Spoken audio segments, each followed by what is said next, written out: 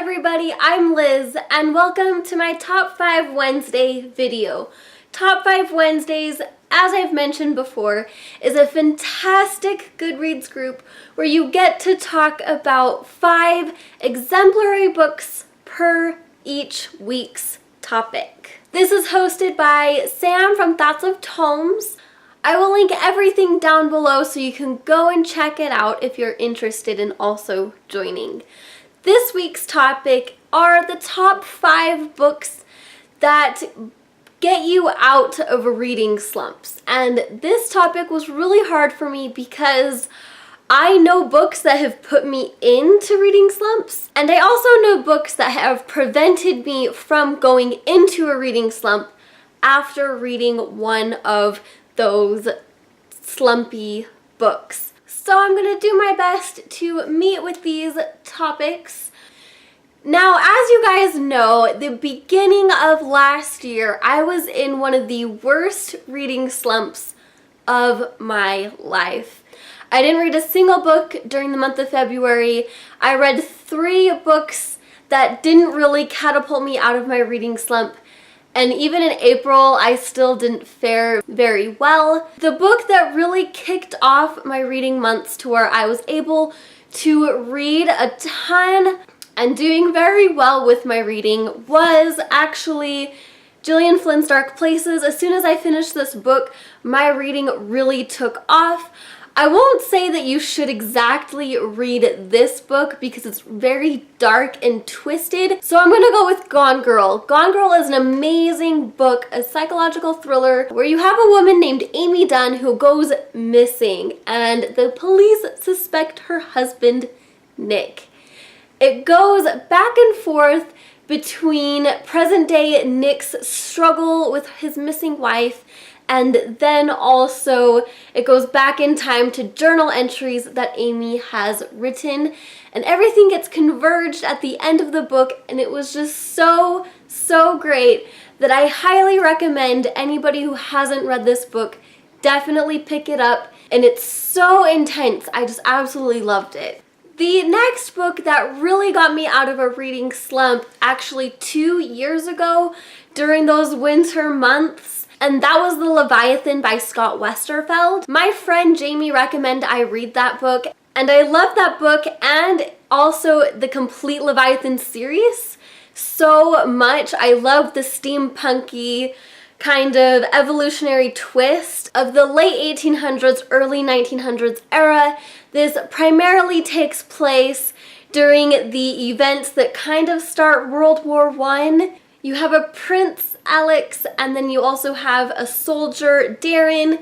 Although Darren is a woman and you're not allowed to be a soldier during this time, so she actually masquerades herself to be a man so she can join the British Army. And because there is a spin on steampunk elements and also evolutionary traits, a lot of the flying apparatuses for the actual British fleet are mixed with animal elements and biotechnology.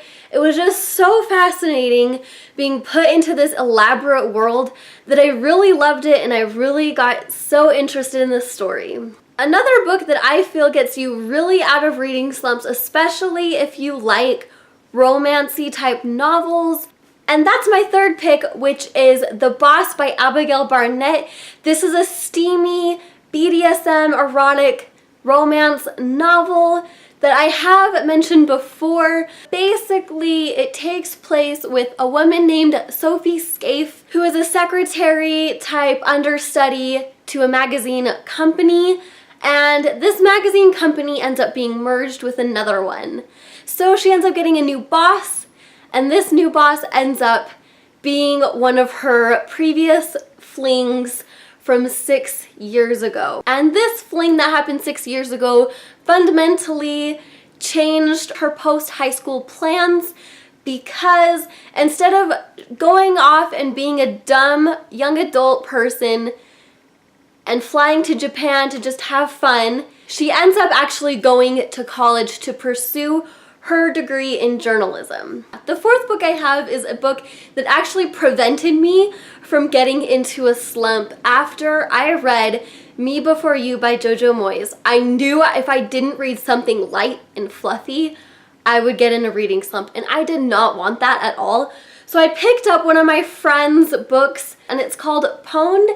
Her name is Shannon Crane Camp, and this is a really light, fluffy, young adult novel about a cheerleader who is a closet gamer, and she wants to keep her popularity by shoving all of her gaming nerd tendencies in the closet and hiding them from school to be Queen Bee cheerleader. And one of her video game mates actually moves to her school, and so she ends up doing all she can to prevent being found out by this boy, even though his nerdiness gets on the radar of her fellow cheerleaders and they want to prank him. So it's very light and fluffy, and it definitely cleanses all those negative feelings that some really sad books may bring to you. And the last book that I think can really propel a reader out of a reading slump is gonna be The Girl on the Train by Paula Hawkins. This is another really intense read with a lot of things going on. It's one of those psychological thrillers where you're trying to figure out what's going on all the way until the end.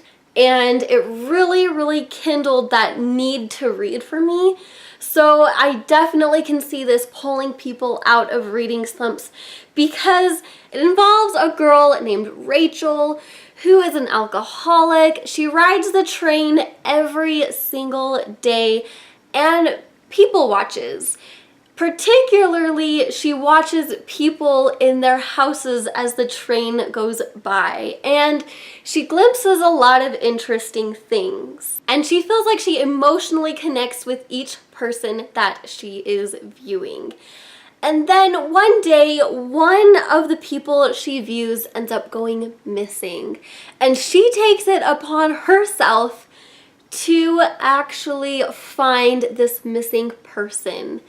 However, she's very unreliable being an alcoholic. Her memory isn't exactly on par with what it should be. So those are the 5 books that I feel like can get people out of reading slumps because they're either very light and fluffy, they're very interesting, elaborate worlds, or their plot is just so intense and so interesting that you're just going to be absorbed and pulled into the story that it's going to want you to keep reading, and then after the story is finished, you're going to go on to another book quicker than you would anticipate yourself before. Please let me know in the comments down below what are some of the books that get you out of reading slumps, so that if I ever find myself in a reading slump or somebody else can benefit from this, because reading slumps can be so common for readers, and when those happen, at least in my case, I get really depressed and I get sad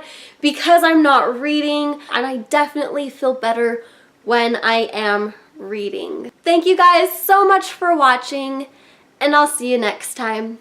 Goodbye!